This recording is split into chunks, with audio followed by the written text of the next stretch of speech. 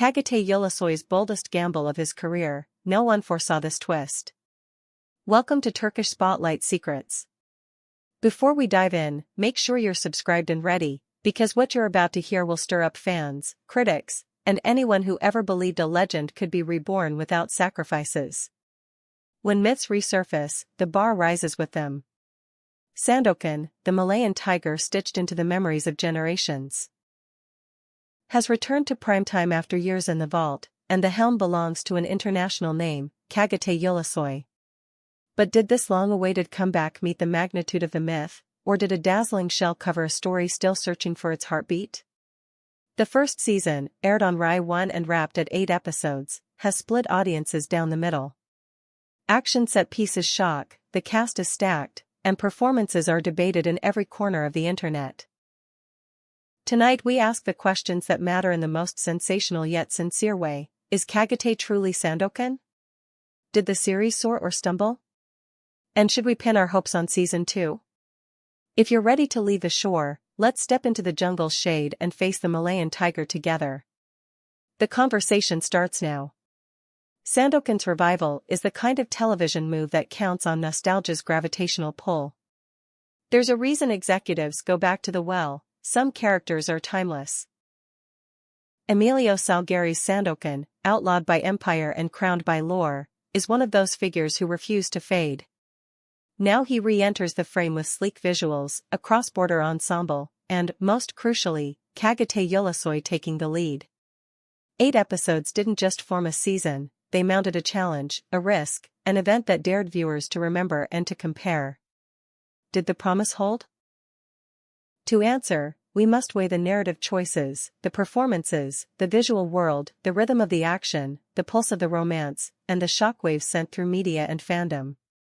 Perhaps the most daring decision was to start not with the unstoppable symbol, but with the fragile man who would become that symbol. In Salgueiri's pages, Sandokan is already a thunderclap, charismatic, unyielding, the banner of resistance against British rule. The series turns back time. It searches for the aches, the defeats, the contradictions, everything that burns away to refine a legend. It's a modern instinct. Audiences today want to see scars, doubt, and growth, not marble statues. Season 1 traces not the pirate's pomp but the human's becoming. Smart? Yes. Safe? Not at all.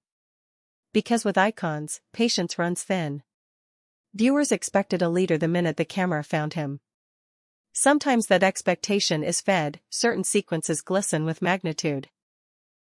Sometimes the tempo slackens, the drum of epic promise softens, and you feel the series wrestling with its own ambition. It's a high-wire act, earn the legend without rushing, but don't let the hush swallow the roar. Not every episode sticks the landing. Casting made headlines long before the first frame rolled. Çağatay Ulusoy stepping into Sandokan is the kind of announcement that lights up 2 countries at once. In recent years he's been pushing beyond borders. Here he's leading a classic with global eyes watching. And when the swords come out, he looks every bit the part. The swordplay is sharp, the chase is breathless, the surf and sail scenes confident. The prep work shows core strength, agility, that relentless forward motion. He handles the horse with command, meets the waves without blinking, and lets the camera feed on his physicality. There's a lived-in survival instinct in the way he moves through the jungle and across the deck. When fists fly and steel clashes, you don't question it. Then come the quiet storms. The internal world doesn't always crack open. In the more intimate beats, especially those with Lady Mariana, the emotion flickers rather than blazes. The ache, the anger, the inner fracture, sometimes they skate too close to the surface, as if the script hesitates to let the wounds bleed. Is that on the writing, the edit, or the performance? The debate is alive and loud. What's certain is that when the show asks for confession rather than confrontation, the magic isn't guaranteed. Enter Hazal as Lady Mariana, a woman tethered by the corset of the 19th century and pulled between duty and desire. She is the show's quiet rupture, captured in glances that say what etiquette forbids.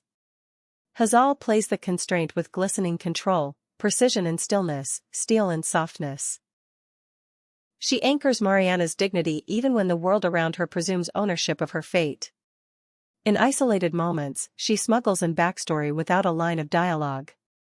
But the narrative spine of Mariana's feelings is where questions rise. Her connection to Sandokan often appears sketched rather than carved, particularly when set beside the looming presence of Lord Brooke. Viewers find themselves asking, why this man, so soon, so sure?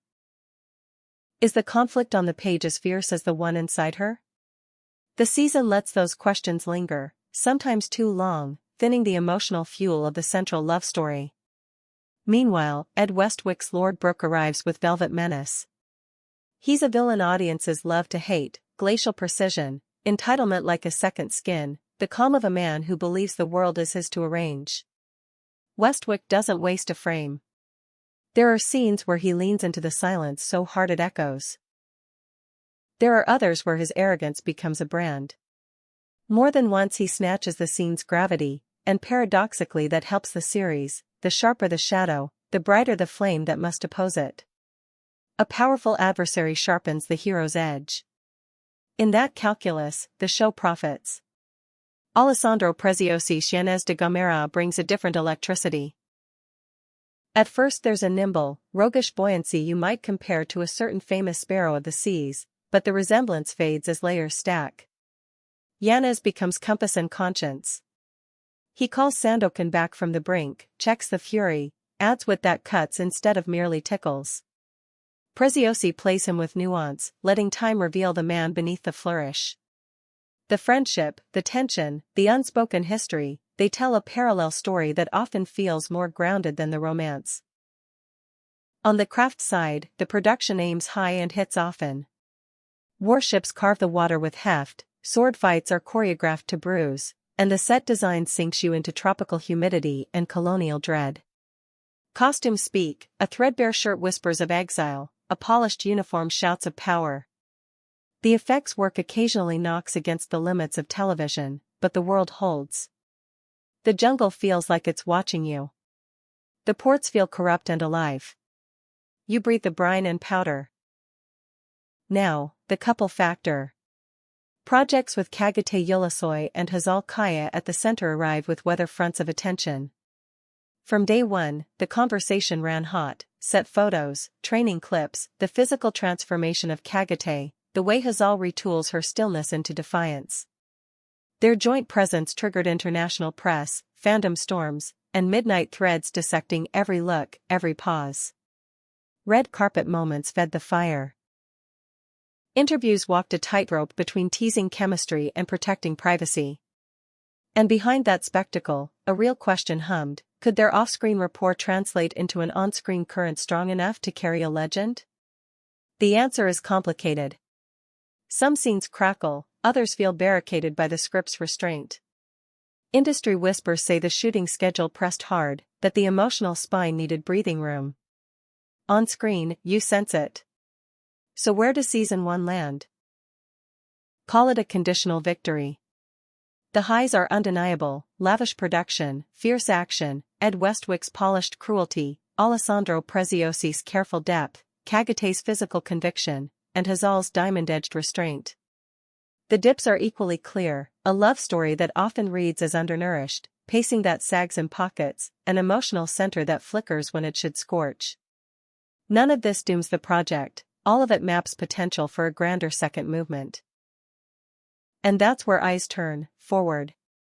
If the next season deepens the conversations between Sandokan and Lady Mariana rather than placing them beside cannon fire, if it tracks the psychological steps of a man ascending from wounded fury to true leadership, if it lets silence earn its weight and romance earn its risk, the series could step out of the shadow of its own expectations. There is a legend within reach. The announced window of spring to summer 2026 sets the clock ticking. Between now and then, scripts can be sharpened, arcs fortified, and the crown of myth fitted not by proclamation but by proof. For now, Sandokan is neither a coronation nor a funeral. It is a beginning with teeth, a show whose roar has been heard but hasn't yet settled into the bone. Season 1 made one thing certain: this story is unfinished. Çağatay left fingerprints on the hilt of the legend, Ed tempted the camera into following the villain's pulse. Hazal sketched a woman who refuses to be spoken for, even if the text didn't always give her voice a full aria. The heart of the love story waits for its reckoning. Will the next tide raise it high, or will it recede and leave the ship stranded? What do you think? Did Sandokan win you over, or did it leave you wanting more? Tell us in the comments, because your take fuels the debate. If this breakdown stirred something, subscribe to Turkish Spotlight Secrets and stay close. We'll be back with behind-the-scenes whispers, unexpected connections, and the stories that slip between the headlines.